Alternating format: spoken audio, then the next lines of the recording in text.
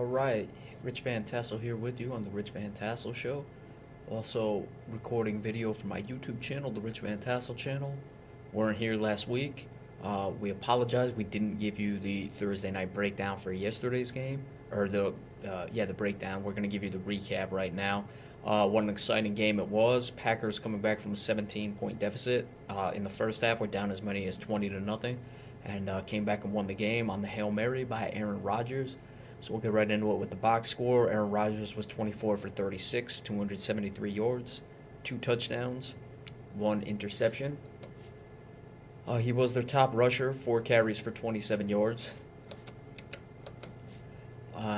John Crockett was the second leading rusher, 5 for 22 yards. James Starks, 9 for 16. Eddie Lacy, 5 for 4. So altogether 24 for 67 running the ball for the Packers, which is not very good at all. Only 2.8 yards per carry. Richard Rodgers was the top receiver, 8 receptions, 146 yards, and that touchdown, which was 61 yards on the Hail Mary. James Starks, 5 for 45. Randall Cobb, 4 for 29. So, again, not really much in the passing game outside of that big Hail Mary. James Starks fumbled twice. Aaron Rodgers fumbled once. None of them were lost. Jake Ryan recovered a fumble.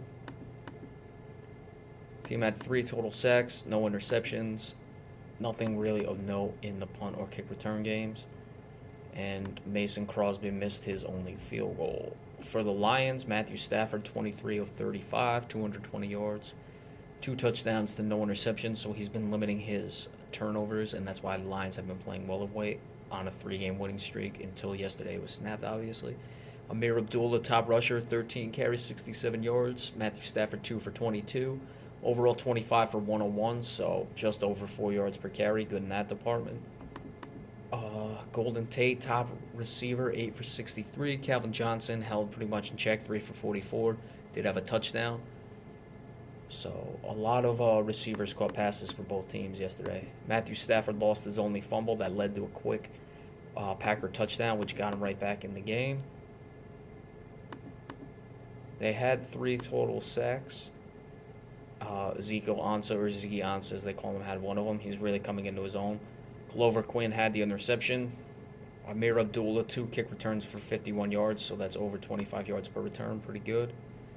Matt Prater made all 3 of his field goals. So Green Bay would have really been in trouble had they lost this game. Had I done a breakdown, I would have picked the Packers to win. I felt they were due for one. Detroit had been playing well. This has really got to be a heartbreaking loss for them. They had been, cruising along, winning 3 straight games. Seemed like they had this game in command. They had visions of winning out and making the playoffs. As unlikely as that sounds, that's what the team was hoping to do.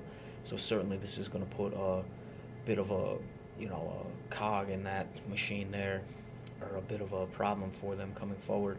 For Green Bay, they're trying to keep pace with Minnesota.